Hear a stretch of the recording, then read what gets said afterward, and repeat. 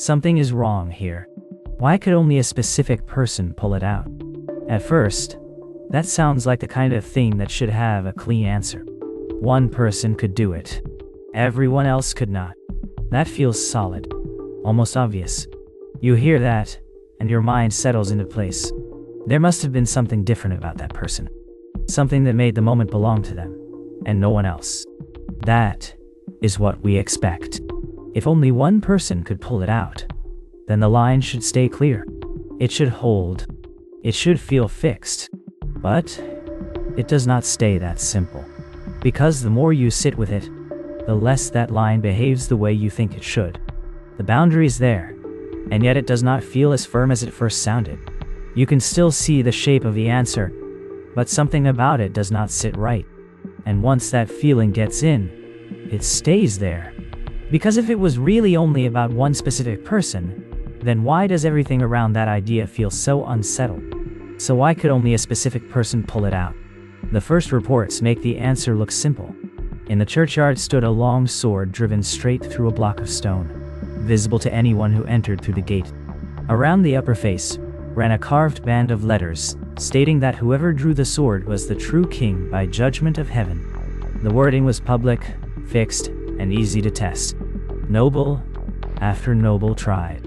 Their boots cut the ground to slurry around the base.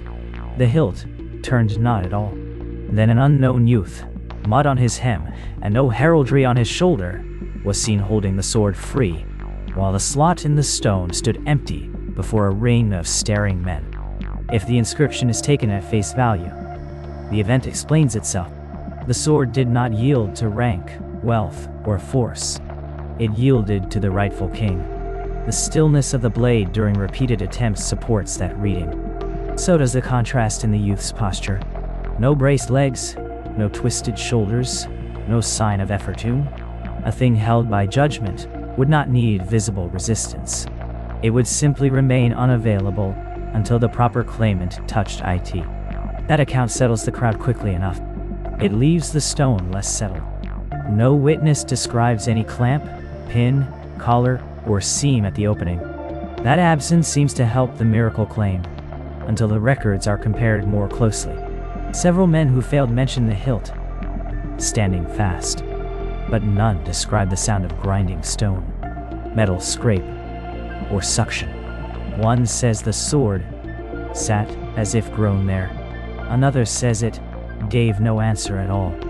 Those are not measurements, but they point to the same practical question. What exactly was resisting them? Weight? Friction? Some concealed catch? If there was no mechanism, why did the blade not at least tremble under stronger hands? The inscription should help with that. Instead, it opens another seam. The letters are clear enough to be read from several paces away, cut in a neat band across the face. Yet the earliest account of the stone's arrival in the churchyard mentions the sword and the gathering of lords, not the wording. A later copy includes the full text.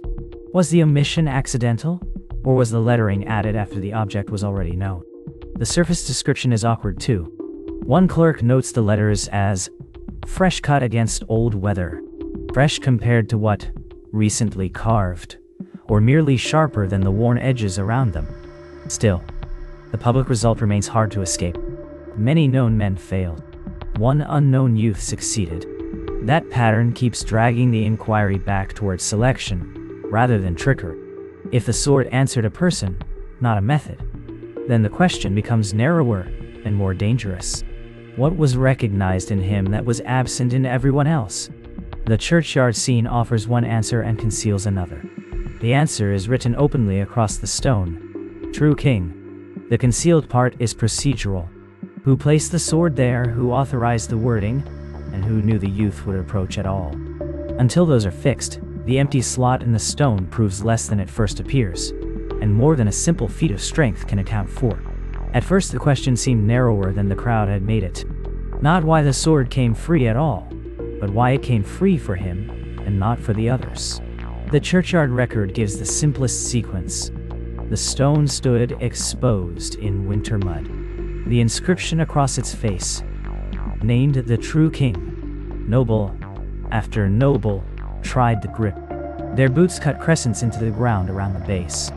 The ruts are still described in 3 separate accounts, deep enough to hold meltwater. The sword did not turn, tilt, or ring against the stone. Then an unmarked youth drew it cleanly.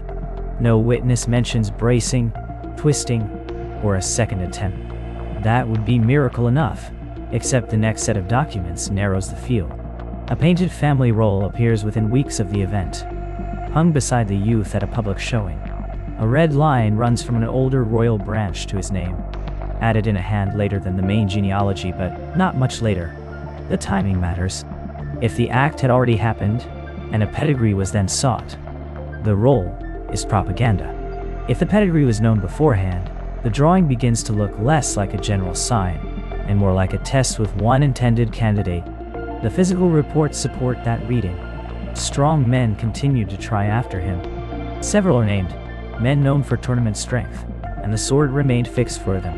In the youth's hands, by contrast, the blade is repeatedly described as level, almost at rest, with no bent shoulders and no strained jaw. That detail is annoyingly consistent. It suggests not superior force but a condition already met before he touched it. Inheritance fits that condition neatly. The supporters certainly treated it that way. In the hall accounts, rich mantles are on the ground before him almost immediately. The sword laid across his palms as if the matter were settled by blood made visible. If only the heir could draw it, then the failed attempts of stronger men become useful proof, rather than embarrassment. The inscription's holy phrasing no longer needs much attention, nor do the odd reports that the stone felt warm at the moment of release. Those are absent from the legal copies and survive only in marginal notes. But the bloodline explanation has to sit beside the object itself. The stone was examined later for clamps, wedges, lead packing, any hidden collar that might have been released for a chosen claimant. Nothing is described. More awkwardly, the sword did not merely move more easily for the youth. It came free, without the visible resistance everyone else had met. If lineage alone governed the release, what in the stone recognized lineage? No cavity, no pin channel, no pressure seam is mentioned in any survey. Then there is the family roll. The red branch reaches his name, but the pigment overlays an older crack in the panel. The crack predates the paint. The ancestry may be true. The display of it was certainly prepared after damage already present in the wood. Prepared for whom, and when? Before the public trial, or after the first astonishment needed a pedigree attached to it? So the question tightens again. If the sword was not yielding to strength, and if the claim of blood was ready quickly enough to govern the crowd, why were the strongest men still invited to fail in full view of everyone? At first the question seemed narrower than the legend. If the blade answered blood, then the matter should have ended when the youth's name was tied to a royal branch. Yet the records kept around the stone do not behave like records of inheritance alone. The churchyard account book notes 3 public attempts before the successful drawing. In 2, the sword did not move at all. In the 3rd, held after a day of fasting and formal blessing, the same youth drew it free again, with no wrenching of shoulder or twist of wrist. That line is copied twice in different hands, as if the ease mattered as much as the result. Nearby, in the margin of a clerical memorandum, another detail appears. During an earlier rite judged improper after the fact, the sword sat dead and cold. During the later rite, smoke from censers drifted low around the stone, and several witnesses described warmth at the grip before the release. That begins to answer the old objection. Perhaps not any hidden heir could have done it. Perhaps lineage opened the possibility, but the object required proper conditions. The stone itself encourages that reading.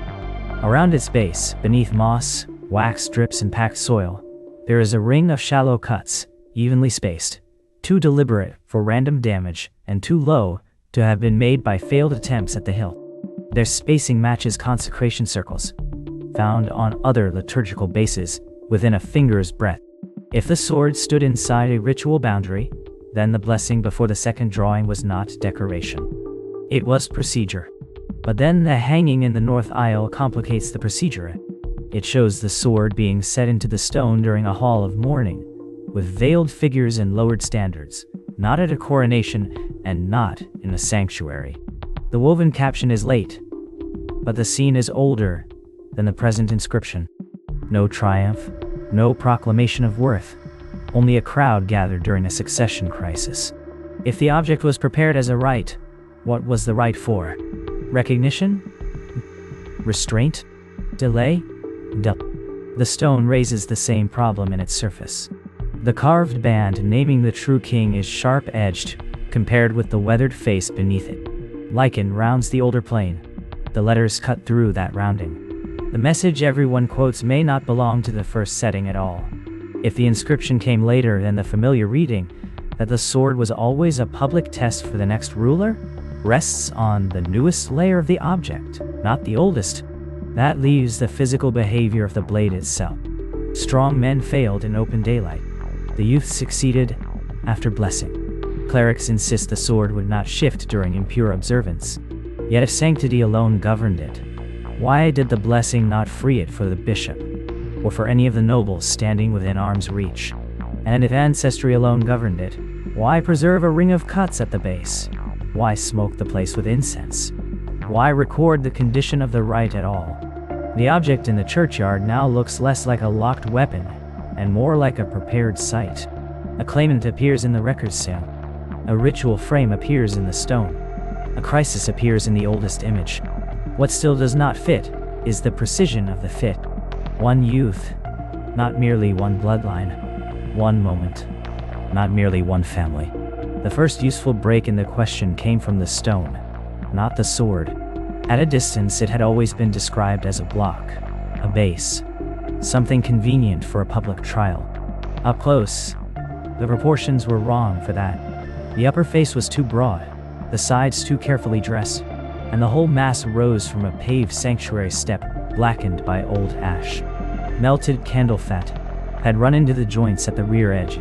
A smith's support would have taken hammer scars and iron bloom. This surface carried soot, wax, and a shallow lip, as if offerings had once been set there. If the sword had stood in an altar block, then the familiar inscription naming the true king might only be a later use of an older object. That would explain why only one person could draw it, not because the stone tested claimants, but because the place had been reserved for a return already expected. For a few hours that seemed to settle the matter. Then the lettering itself was measured. The cut of the inscription remained sharp where the surrounding face had rounded under weather and lichen. In the lower grooves, grit had compacted only in the outermost scratches. The stone around the socket showed older wear than the words crossing it. The message about the true king had not weathered with the block. It had been added after the stone had already stood exposed for years, perhaps generations. If the public text was secondary, what had the sword originally been doing there? And if no one was meant to touch it until a foretold return, why add a challenge at all? A damaged manuscript page from the Priory Library complicated that question, instead of answering it. The page was cracked through the fold, but the drawing above the verse was clear enough. A blade upright over fields broken by fences and bodies, not over a court or coronation. The surviving lines did not speak of choosing a ruler. They spoke of binding the breach and holding the land from division. That language fit the altar-like stone better than the inscription did. The sword began to look less like a prize than a seal. Yet a seal should remain untouched. Local memory preserved exactly that. The oldest villagers did not approach the stone at dusk even now. They stood beyond the paving line, leaving a clean crescent of undisturbed dust nearest the base. No recent footprints crossed it after sunset. Their account was consistent in one detail. The object was not to be handled until the one sent back came for it. Not the strongest man, not any hidden heir. A return, specifically. That sounded close enough to a recognition device to answer the original question. Only a specific person could pull it because the object had been waiting for that person alone. But the chronology would not sit still. If the older tradition expected a foretold return, and the stone's original function was to hold disorder in check, then the later inscription, naming the true king, was not preserving the first purpose. It was redirecting it in public language. Someone had taken an older sacred fixture and recast it as a visible test of succession. The question that followed was narrower and harder. Was the specific person able to draw the sword because the object recognized him, or because the later inscription had been laid over an older rite already designed for his arrival? The stone still carries both stories at once, and they do not line up cleanly. The first useful record was not the sword at all, but the chest opened in the priory storehouse 3 days after the drawing. Its hinges were green with age. Its contents had been wrapped in wool gone brittle at the fold. Inside lay a signet ring bearing the boar and star device of the lost royal house, a faded banner with the same charge, and a narrow genealogy strip written in 2 inks. The lower names had browned and feathered into the parchment. The upper additions were sharper. The youth's mother's line joined the dead king's through a collateral branch long thought extinguished. That seemed to settle the matter cleanly enough. If the sword answered blood, then the chest explained why armored men had strained against the hilt and failed, while an untried boy drew it level in his hands, as if lifting from a rack. The line existed. The claimant had been hidden. The object had recognized inheritance. Then the dates around the churchyard began to crowd in it. Beacon fires had been lit on 3 ridges the same night. Riders were already moving on the south road before dawn, and 2 market towns had sent word of raiding before the week was out. The drawing did not happen in calm succession, but in renewed fracture. Invasion at the marches, private levies on the roads, rival seals appearing on grain warrants. If ancestry alone governed the release, why had the sword remained fixed through earlier generations of disputed descent? Why answer now, and in public, with the realm splitting again? The stone itself offered a more practical answer. Around its base ran a ring of shallow cuts, easy to miss under moss until the wax was scraped back. They were not random scoring from failed attempts. The spacing repeated in groups of 4 and 7. Chalk traces remained in the grooves. Dried herbs had compacted into the deeper channels. Resin had darkened one side where heat had once pooled. Compared against consecration manuals from St. Aldhelm's, the pattern sat uncomfortably close to boundary rites used when an object marked a transfer of office under oath. So perhaps the sword did not merely test descent. Perhaps it had to be activated, or completed, by rite. That would account for the timing. A hidden heir during peacetime might have meant nothing. A hidden heir presented within a restoration ceremony, under clerical sanction, during civil rupture, might be another matter entirely. Yet, the witnesses did not describe a rite reaching completion in any ordinary sense. They agreed on the stillness first. Not silence, horses were in the lane, and men were shouting, but a stoppage in the air around the stone. No wind on the candle smoke, no movement in the banner fringe. Then the brightness. Not a flash from metal, not sun-breaking cloud, but a pale wash at the empty socket, after the blade came free. 3 accounts place it low, close to the stone face. One says the youth's sleeves did not stir. A mechanical trick sits badly with that. So does brute worthiness. But the ritual explanation has its own awkward measurements. The cuts around the base were old before the latest chalk was pressed into them. Some had weathered smooth at the edges. Others held fresh wax. The form had been used more than once, or prepared long before this release. And if the rite mattered, why did the genealogy strip travel hidden in a sealed chest, instead of appearing beside the stone from the beginning, where a public test of inheritance would need it? The chest, the roads, the cuts, the brightness. Together they make the youth look less like a lucky unknown, and more like the missing piece of a procedure already waiting for him. But waiting by whom? And since when? The first useful contradiction did not come from the churchyard at all. It came from a stable account copied into a later cartulary. Before dawn on the day of the public trial, a groom reported seeing the youth in a dim corner beside the sword. With no heralds, no bishops, no crowd. The line is brief and practical, included only to explain why one stall had not been mucked on time. If the report is genuine, then the famous moment in the yard was not the first contact. That would explain one difficulty. The stone shows no scoring inside the socket. No fresh chips, no iron dust packed in the seam. Men had hauled, twisted, and braced themselves against it for days. Yet the inner faces remained smooth, except for old weathering. A hidden cat should have left wares somewhere. If the youth had already found the right angle, or known some unnoticed release, the later ease in his hands stops looking supernatural and starts looking prepared. But the chronology around the stone does not sit neatly with a private trick. In the hall records, the sword and stone are already centered beneath the gallery before sunrise, aligned with the benches in straight rows, as if for a hearing rather than a contest. The lords are listed by precedence. Heralds are assigned positions. A bishop is noted at the right side with a cross. 2 proclamations are entered in advance, one for refusal, one for acclaim. That arrangement makes the event look managed from the start, less a spontaneous revelation than a settlement staged under sacred cover. That, too, answers something. A disputed succession needed a visible test. A hidden claimant needed recognition. Put the blade where every faction can see it. Let the strongest fail. Let the unknown youth succeed, and the realm receives a verdict no single lord can own. Then the gallery account intrudes.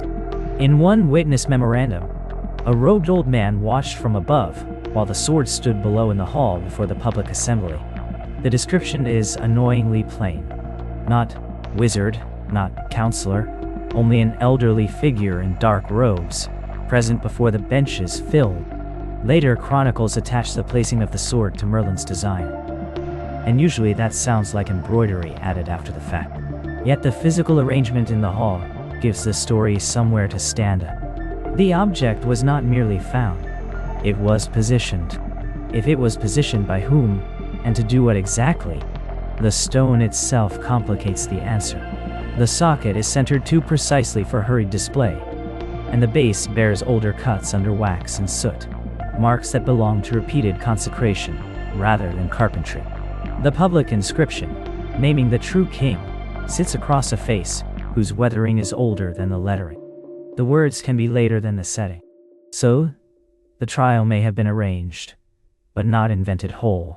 The bishop's presence and the herald's rolled proclamations suggest law. The old cuts in the earlier placement suggest right. The youth's unnoticed access before dawn suggests preparation. Yet if preparation alone governed the result, why did the strongest men leave only scuffed ground, and no movement in the blade? And why do multiple accounts insist the sword came free in the youth's hands, without the braced posture every other attempt required? The question narrows, instead of clearing. Not who touched it, but under what conditions the touch counted. By dawn, the socket was empty. The stone still stood in a churchyard, square and pale, under a ring of clergy, nobles, and torn battle banners dragged in from the roads overnight. The opening where the blade had stood was clean-sided, narrower at the throat than at the base, with no pins, wedges, or iron collars visible even under lamp soot. Around it, older cuts circled the block in a worn bandit. Shallow channels packed with wax, herb dust, and grit from many feet. If the sword had been fixed by force alone, the stone gave no sign of it. If it had been fixed by miracle alone, the cuts around the base asked why anyone had prepared the place like a consecrated boundary. The first records nearest the event make the simplest public claim. A youth of no standing drew what seasoned lords could not move. The inscription on the face named the true king. That would settle it, except the lettering itself does not sit easily on the stone. The grooves are sharp-edged, their corners still crisp where the rest of the face has rounded under weather and lichen. The words are newer than the block. So, the public message was added after the stone had already stood long enough to age. Then what was standing there before the inscription? Not a smith's base, apparently. The upper surface is level on 3 sides and slightly hollowed on the 4th, more like an altar block than a working anvil. Candle ash had settled in the lee of the hollow. Beneath the moss, the ring cuts are evenly spaced, 7 on one side, 6 on the other, then a break where the paving dips. They match consecration scoring found on sanctuary steps, not tool marks from setting a blade. That makes the bloodline explanation feel stronger, not weaker. If the object was prepared for recognition, then the youth's lineage matters. In the open chest from the priory storehouse, a signet, a faded banner, and a genealogy strip all run toward the same missing branch of the royal house. The youth's foster line joins that branch by 2 generations. Stronger men failed. He lifted the sword without visible strain. A hidden air fits the physical behavior better than any contest of strength. Yet, the chronology around the act remains awkward.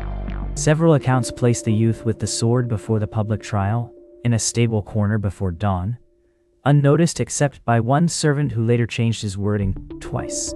If he had already handled it, why stage the churchyard attempt? And if ancestry alone governed the release, why do clerical notes insist the blade would not shift during an earlier rite, performed in dispute and haste, but came free after a formal blessing before witnesses? The older verses found in a cracked manuscript widen the problem again. They do not describe a test for kingship. They describe a ceiling. The blade is shown above broken fences and fallen men, set during a succession crisis to bind disorder in the land until a return. Local memory preserves the same caution in plainer form. No one was meant to touch it before the appointed time. That would explain the altar form, the ritual cuts, the blessing, even the reports of stillness and unusual brightness when the sword came free. But if the object marked a moment as much as a person, someone had to know when to make that moment public. From the edge of the churchyard, in more than one account, a hooded enchanter is present before the standard rises, and before the lords kneel. The placement of the sword is later tied to Merlin's design. The benches had been arranged as for a hearing. Heralds stood ready with proclamations. Sacred sign, blood claim and political settlement occupy the same ground so neatly that none can be separated without leaving some part of the scene unexplained. The stone remains in place. The socket is empty. The cuts around the base are older than the inscription, and fresher than the oldest paving. Whatever the sword recognized, it was not only a hand,